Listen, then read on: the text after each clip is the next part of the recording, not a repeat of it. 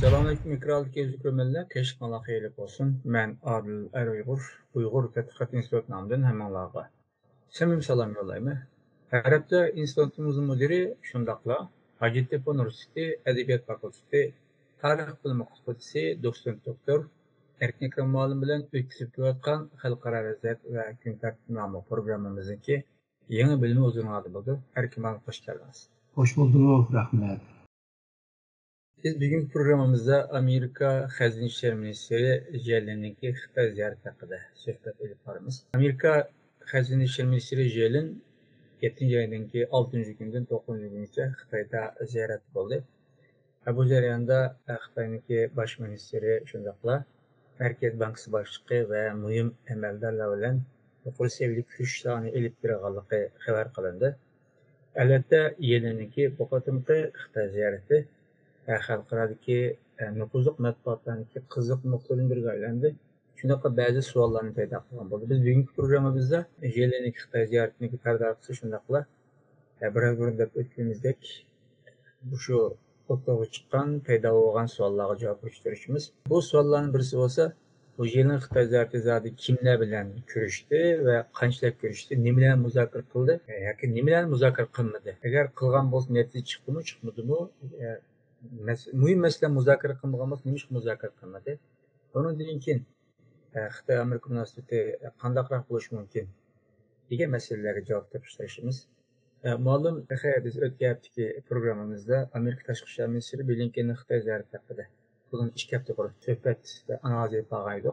2 hafta o'tmayla Amerikaningki muhim amallaridan biri bo'lgan, ya'ni Xazina ishlar ministri Yellenni Xitoyni ziyorat qildi. Bu bizce meselenin köplüğünün direkt begellik şunuşta AKK'nın ziyaret bu adamdı ya ki şikilat oturusu ki bu gündün ciddileşip atkan bu dokunuş yakı sökülüşünün ki yakşınlaştığım işaret veremdi değil.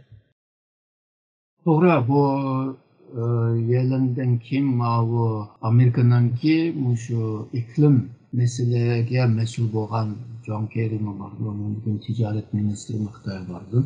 Yani 11. ayda şu Biden bilan Xi Jinping arasında bir görüşüşünü hal qilish uchun bununki bazı esasını kurmadı.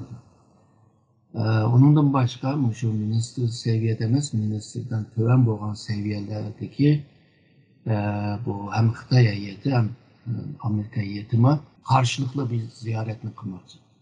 Hem de bunda qargan vaqtida bu iki devlet tuyuqsuzlar bir-birisiga ziyaret qilib, quyuq bir ziyaretni başlagan qargan chog'da ikki tarafninki munosabati tuzilgandek turamdi degan savolni o'tirib qo'ygan. Aslında undaq emas deb o'ylayman. Ya'ni Yellen'ninki ziyaretininki esas maqsad şu iki devletin arasındaki iqtisadi ticaretlerini ravan kılış ve normal yolda sağlamlaştırış.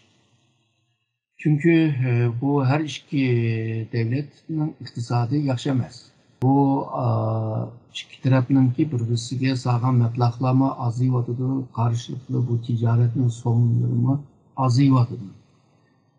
Bu her iki devletinki içki iktisadıma mənfi təsir yetkizir. Şununla bularını tüzdüş için bundaq bir ziyaretini elib berwatıdı. Uzun aydan beri planlanan bir ziyaret bu. Onundan başka bu iki devletin arasındaki münasebeti jirik hemimiz bilimiz. Bu jiriklik münasebeti ahir berip bir yerge berip onundan kim patlap gitip bir canın payda kılışının ensirişi var. Bu ensirişin aldığını düşün için iki devlet şu iktisadi ticaret cepte birbirisiga bekinip emas, birbirisiga bağlanıp kalsa bu vaxtıda can kılışının kimi ihtimali tüvenleydi çünkü bu xil bir bağ olgandan, bağ olmagandan yaxşı deydi. Yani bir mesele olsa şu Ukrayna uruşuğa karşı Ruslarını bek qo'llab ketmanglar degan mesele var bu yerda. Fakat Xitoyninki talablarima bor. Xitoyninki şu tuniga e'lon qilgan bir moliya ministrligi tarafdan e'lon qilganda bunda bir gap bor deydi. Şu Xitoyga qartilgan tüm şu bağcılarını, çigra bağcılarını, tamocu bağcılarını eptaşlaş lazım. Xitay'ınki bu şirketlerge bilsim işletmeslik lazım. Ularını kontrol kılıp çekilmeslik lazım deydi. Onun için her iki tarafınki birbirine karşılık meblag selişka oңайлық koyuş lazım deydi. Onun için şu Xitayga import kılgan Amerika şirketlerge ruhsat beriş lazım deydi. Ve yani bir yapma bir de Şarkı Türkistan'a kartılgan şu çekilmelerini kaldırılış lazım. Ve muşunda kılgan takdirde iki devletin münasebeti yıkılışıdığanlığını ve şundakla iktisadi münasebetlerin yıkılışıdığanlığını Xitay bunu çakalı. Hazır hem de yılın bu nimini kılamaydı. O Xitay'a kartılgan kararlarını onda aldıramaydı, hükümet aldıramaydı. Onu mecliste, kongrede kılış lazım. Şunun Xitay bu yılınki deyiş vasıtı bile belki Amerika'nınki kongreyime uçup egen boz gerek dep oylayman.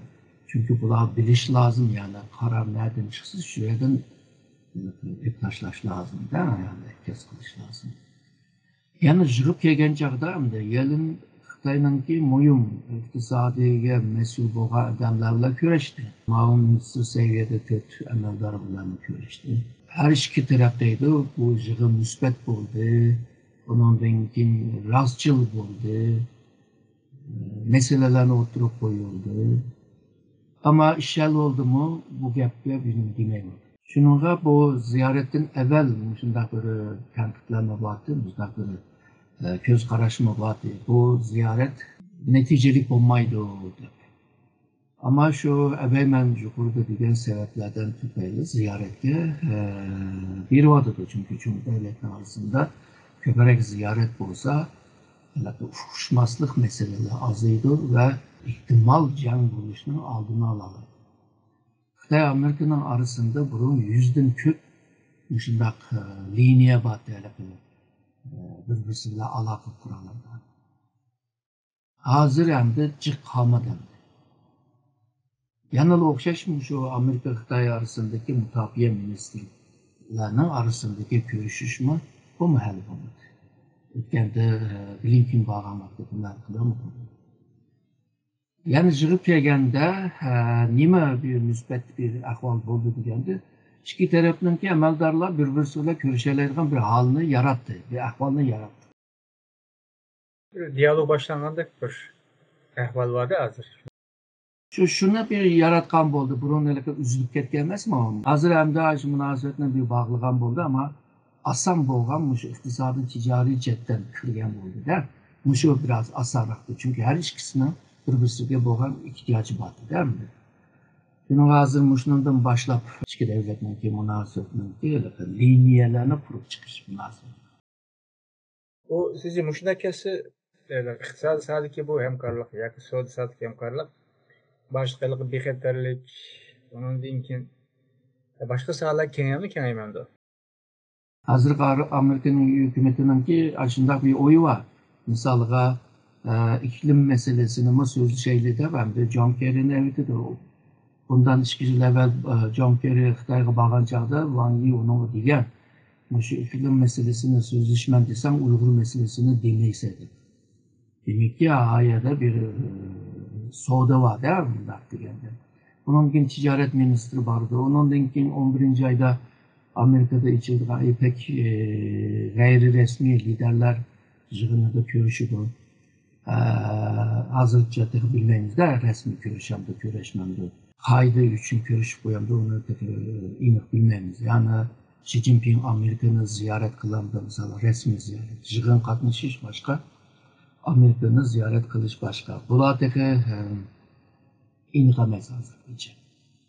Amerika bolsa, hazırki hükümet bolsa, aşını oylavadıdır. Hem de nime dep muşundan oylaydı diyen vaxtıda bir nersini eski ötepidey. Bu hazırki Joe Biden hükümeti, bular demokrat. Demokratның ki bu halkara münasebetinin ki nezriyesi bolsa liberalizm. Yani klasik liberalizm ile neoliberalizm. Bu liberalizmninki alaydıligi nima u desen, ichki davlatlar orasida jidal chiqib qolsa, ixtilof chiqib qolsa, ixtilof. Buni hal qilishning uslubi hamkorlikni ko'paytirish. Ya'ni hamkorlik boshlagandan keyin sening manfaating bu hamkorlikda, mening manfaatim bu hamkorlikda, shuning bilan deyilgan xatarlik undan keyin susilishi. Onundan başka şu xalqaro tüzüm, xalqaro qonun, xalqaro müesseseler muşununga boysunup durup iş qilish. Misalga muşununga boysunup iş qilish jarayonida şu bizningki aramizdagi meselelerni asta muz erilgandek tugaydiganligi. Yana bir muhim bir narsa bo'lsa demokratiya. Bu liberalistlarınki bir göz karışı demokratiyalik tinçlik degan bir nazariya var. Bu aslında bununki mənbəsi şu nimede? German filozof Kant'ınki mükemmel demokrasi cemiyet degan o göz karıştan keldi. Çünkü demokrasi bo'lgan devletler arasında jang bo'lmaydi deydi. Bir mesele bo'lib qolsa-mu, shu abaqa degan mexanizma bilan birlikda hal qilib bo'ldi deydi. Shuni ishini. Amerika bu jihatda hamda kuchli hamda shu liberalizm abaqidan sanagan jihatdan. Ammo Xitoy tarafdan qaraydigan bo'lsak, Xitoy deydi, seningki bu xalqaro tuzumga kirish aslında meni shu bo'yinduruq ostiga ilish degan gap deydi. Senin bizge demokrasini teniş, kıymet kararlarını teniş, o bizne boza kılıç deydi. Xitayning o'zininki ideologiyasi bor, o'zininki kıymet kararları var. Hem de buna dünyaya yeyishga tirishibdi. Bundaqda bu liberalist tushuncha bo'lganlar Xitoyga qartilgan vaqtida o neticesiz qoldi. Yani liberalizmni əminləşdiriş üçün belki objektisimi belki demokratiyelik bir devlet buluş lazım da bu vaxtda onunkin düşüncelik buludu. Onunkin bu nimede liberalizm ve realizmin sırtında bir çoğun bir nezariyesi. Bununki Nigiziyadaki ufkum birisi kimlik, birisi medeniyet, kültür. Deydi bu ikisi o'xshash bo'lgan taqdirda undan keyin biz munosabatni qurib chiqa olamiz. Bu vaqtida urush jidallar, ixtiloflar undan keyin azaldi. Shuningga bu g'arbning ijod qilgan bu nazariyalar Xitoyga kelgan chog'da tushmayapti. Faqat bu liberalistlar mushunaq ishindi, buni to'g'ri deb biladi. Shuningga bu Xitoyga mushunaq liberalizmninki nazariyasi bilan harakat qilyapti, o'zininki demokrat partiyaninki nazariyasi bilan. Ama misolga deyli, kelar yilgi saylamda nima boshqa bu cumhuriyetçiler kelib qoldi desak, cumhuriyetçiler realizmni xohlaydi. U vaqtida hamda nima deysa deydigan gap, kuch bilan kuch raqobat qiladi deb tushunadi. Kim kuchli bo'lsa u ustib oladi deydigan tushunadi. Shuningga bu hozirgi Biden hukumatininki başlangıçtaki vaqtlarda 5 yılda Biden hükümetininki mirasını ettirip Xitoy bilan echish baktı. Qarsa natija ağır olmadı. Onda olsa biz o'zimizningki liberalist nazariyasi bilan bir yo'lga chiqib boqaylik degan bo'lish kerak deb o'ylayman. Bu Yellen bayonot bergan vaqtida dedi ki men ve prezidentimiz Biden Amerika bilan Xitoy o'rtasidagi munosabatga kuch to'qinish nuqtasini qaramaydi dedi. Dal shu sizga liberalizmga ko'z qarash. Shu nuqtasini qaramaymiz dedi. Bu Biden bilan Xi Jinping arasında bir telefonlaşgan ahvol var ekan. U yerda bu Xi Jinping deydi, sen nemişki shu Indo-Pasifik, Asya-Pasifik jihatda bizni qorshab olsa desa, biz qorshamadik. Biz şu rayonda devletlerin arasındaki münasebetini güçlendirişe tiriştik. Ama sen belki muşu məqsədlə qılğan bu buluşun mümkün, ama Xitay anda tushungandan keyin sen ming niyatini maqsadini deysangmi avi unda tushungandan keyin ya'ni maqsadimga erishamadim degan gap. Shuningga bu Xitoydagi bir davlatga qarshi ya cho'qim shu realizm bilan yoki shu liberalizm bilan yoki qurulishizm bilan ularni hammasi bo'lmaydi.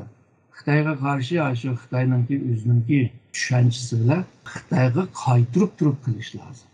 Xitoyninki bir maqol tamsil bor, o'zininki taktik bilan o'ziga ishiltish deydi. Shuningga bu Yellenninki shu ziyorati buda hamda nurg'un ziyoratlarning bir tanesi debla tushunsak bo'ldi deb o'ylayman. Bizningki ko'rmanlardan birisi o'tgan qatnoq programmamizga yozibdiki ostiga. Endi riyosat yurishdan buni bir sizga yetkazishni muvaffaq ko'rdim. Amerika Xitoyga bo'lgan munosabatda bir xil Amerika Xitoyga deymiz bir yelinayotgandek bir pozitsiya bo'lyapti dedi endi. Yelinayotgandek. Bu kişilik shaxsiy munosabatda endi deb o'ylasak bo'ldi deb qarayman, ammo davlat munosabatida yenilishdan bekroq endi munosabatni yaxshilash uchun tashabbuskor bo'lish deb tushunsak bilan bu gapni. To'g'ri, mana bu yelinma berib necha ta'zim qilib balki Japonliklar deb qoldimi u ya Xitoyni. Ajna qilib ketdi, Amerikaliklarmi bekdan qilib ketdi. Burun mana bu prezident Obama Xitoyga borgan chog'da Hujintog'a ashunda egilib ta'zim qilib ketgan. U vaqtida tanqid qilib ketdi. To'g'ri, bu Amerikaliklar bu Xitoy bilan bo'layotgan munosabatda biraz ashunda bir Xitoyga yalvarayotganda Xitoy bo'lsa bu gaplarni yo'g'on gapni deyotgan. Hamda mushu ahvolga qarasak, bu bizning ko'rmanninki ipi to'g'ridek bo'ldi. Ammo xalqaro munosabatlar nuqtasida qaraydigan bo'lsak, bunda bo'lmaydi.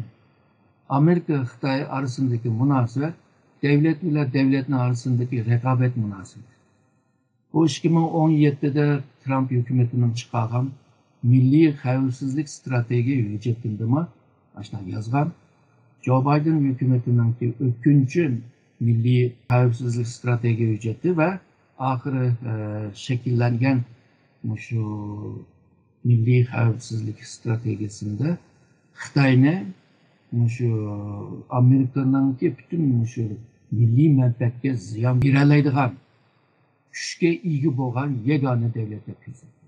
Ya'ni Xitoy yukselyotdi, Amerikaga meydan o'qiydi. Amerikaga meydan o'qiganlarni ko'pini hal qilyapti. Misolga Japoniya Amerikaga meydan o'qigan, hal qilyapti. Sovetlar meydan o'qigan, uni hal qilyapti. O qolgan kichik seviyada, tuvan seviyada bo'lsa, misolga Germaniya deymiz, Fransiya deymiz, ashuna qilib baqdi. Endi Xitoyni hal qila olamdi degan savol chiqdi endi. Shuningga bu Amerika asos bo'lgan o milliy manfaatini tarquz qo'ymaydi. Chunki bu abaman degan milliy xavfsizlik strategiya hujjatda Amerikaning o'rnini ilib, Amerikaning xalqarodagi va rayondagi manfaatga ziyon bergan ahvollarga yo'l bermaymiz deydi. Bundaqda Xitoy bilan bo'lgan bu kurash davom qiladi. Ammo shu ikki davlatning orasidagi bu ziriklik jang nuqtasiga saviyasiga kelib qolmasin deb qilayotgan bir tirishchanliklar bor. Chunki jang bo'lib qolsa endi meningki farazim endi nurg'un insonlarga faraz qilyotdi. Bundan keyin bu aql ambirima lama faraz qilyotdi. Ya'ni agarda Amerika va Xitoy orasida bir jang bo'lib qolsa, Xitoy cho'kiladi. Amerika yerim jang qiladi. Amerika burunqidek Amerika bo'lamaydi bundan keyin. O'zining ichki ishlari bilan texmo chatoq bo'ladi. Ammo qolgan davlatlar undan keyin foyda etadi. Hindiston, Rossiya, Fransiya. Shuningga bu jangninki davomida bütün devletler, bütün dünya devletlerinin siyasetiga, iqtisodiga, şu rayon xavfsizlik ve xalqarodagi xavfsizlik meselelariga hammasiga ziyon tegadi. Chunki dunyoning birinchi kuch va ikkinchi kuchning orasidagi urushida Onu hem de tasavvur kılgı bulmaydı hem de yaratılan ziyan için. Şununla Amerika muşu cetten oyladıdı. Xitay mı oylamamdı, Xitay mı şunu oylaydı. Xitay teki 2049 kemide vardır Cihangir devlet oldu kanka. Heli yıl var. Hem de aşı yılga keliş için Amerika bilan bir jangga kirmaslik lazım. Şununla bu Amerika bilan jang qilmay turib, Amerika bilan kurash qilish. Xitoylar deydi-ku, "To'g'ri bu deydi. Kurash qilma, ama buzib etmayman" deydi. Xitoy aşı yo'lda memor dedi. Ha, ba'zan bu liberalist bo'lgan jumhuriyat demokratlar, Obama mı demokrat-ku. Ashlar bir nazokat, bir ilmiy, diplomasiya degandek ashundoq bir hukmlar bilan qilgan narsani endi Xitoy menga ta'zim qildi deb tushundim. Chunki Xitoyning siyosiy madaniyatida birisi unga ta'zim qilsa, uningki ustunligini to'ngan bo'ladi, Xitoyning ustunligini. Ya'ni Xitoyga biat qilganligini tushundim. Shuni tarixda Xitoy boshqa davlatlar Xitoyni ziyorat qilib, Xitoyga hadiya kelsa, uni xaraj deb taniydi. Ya'ni men seninki bo'yinduruq ostiga kirma, men sana biat qildim degan ma'no bo'ladi deb ashuna yozdi. Malum bu Xi Jinping davamlı Amerika bilan Xitoy o'tirish munosabatini ta'riflagan vaqtida maitini. Deydi ki bu dünya nayeti çoğun. Şuna biz Amerika'ya o'xshash va Xitoyga o'xshash, onun gibi Jungo'ga o'xshash. İşte aksariyatda ikki çoğun kuch dünya çoğunluq uchun biz bemalol hamkorlashib ma'nolaymiz. Dünya bizni yetidi deydigan gapni qilardi. Bu qitimqi bu Yelinning ziyoratida, Xitoy ziyoratida Yelin o'xshash gapni qildi hamdi. Bu gapni qanday tushunamiz? Bence Yelin bu nimaninki gibine doğru bakan bo'lsa kerak Xi Jinping. Ama Xi Jinping demesinden evvel şu Amerika'nınki ataqlı bir prezidenti var, Roosevelt. Bu 1910 neçe yıllarda bu değil mi? Şuna o'xshash gapni degan. Jahon cho'ng hammamizni yetadi, urushib so'qishmaydi deb. Ama bu jahon tar bo'lganligini hammamiz ko'z bilan ko'ryapmiz. Amerika g'arblar deydi, Xitoy demokrasiyani qabul qilmadi, shuningga bu insonlikga xilof qilgan nima harakatlarni qilyotidi deydi. Madaniy emas demoqchi bo'ldi. Ondan başqa deydi, sen demokrasiyani qabul qilish lozim. Sen bu Uyg'urlarni irqiy qirg'inchilik ilib bording, Tayvanga bunday besim ishlatding degan nurg'un bir tanqidlar bor. Xitoy mi deydi, bu Amerika Xi Jinpingning o'zining so'zi, shu harbiylarga degan. Amerika bizni yo'qotishninki ko'yida, shuningga biz kuchlanmasak, harbiy jihatdan kuchlanmasak bo'lmaydi deb davomli buni ta'kidladi. Demakki, bu jahon tar. Yani her ikisi bunda rahat yaşamaydı. İnsanoğlu bu dünya peyda bo'lgandan beri menfaatten tüpeyli, o vakti de nüfus az bu dünyada. Şundak turuqluq müjü cihanıma bakmagan.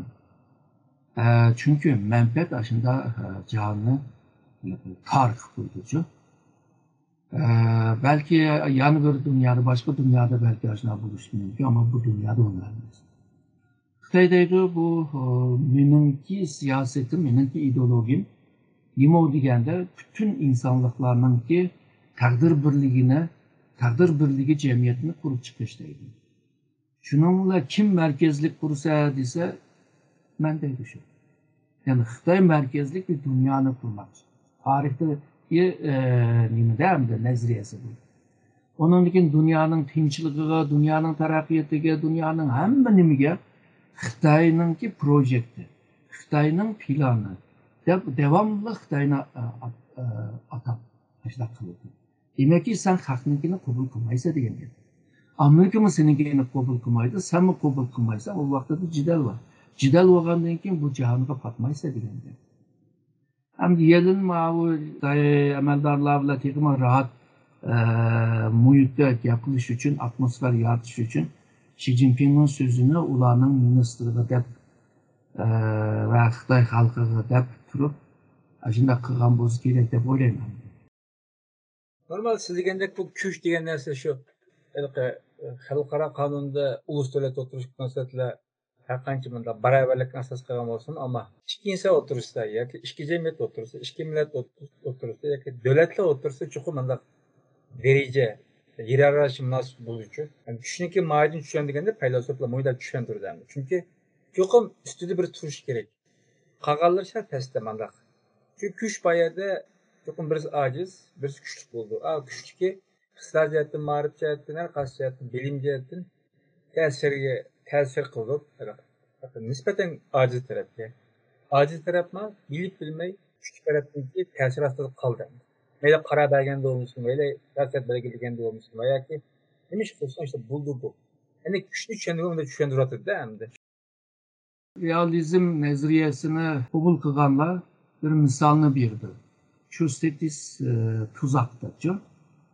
O nima degan Cho'stetis degan bir jang bo'lgan. Bu nima shu grek Grisiyalarning orasida. Birisi Spartak, birisi shu Atina. Bular shundoq Atina tijoratga moyil. O Spartaklar nimaga harbiyliklarda san'atga jihatdan kuchli. Ama Atina ticaretten kuchli, ticaretini qo'g'dab qilish uchun, dengiz qaroqchilariga qarshi chiqish uchun harbiy kuchini kuchlantirdi. Undaqda bu Spartaklar bu harbiy kuchni kuchlantirgan qaragan chog'da bizga hujum qilganda-da. Undan keyin mala, undan keyin tayyorlik qilsa, mı tayyorlik, hammasi bir-biriga tayyorlik qilib, oxiri berib ikkisi jangga kirdi. Ve bu jang bir yılda tugmadi. Arlab shundan 50-60 yıl devam qildi. Tugmadi jang. Buni hamda realistlar deydi, shu bir jamiyat qurilgandan keyin o'zini qo'g'dab qilish uchun kuchni yaratmasi bo'lmaydi deydi. Hem boshqarish uchun, hem tashqi dushman uchun. Ama başkaları mı sana qarab onu o'xshashni qiladi. Shunga buni xavfsizlik ikilemi deb tushuntirdi buni. Shunga o'xshash hamda hozirgi paytmi shunda.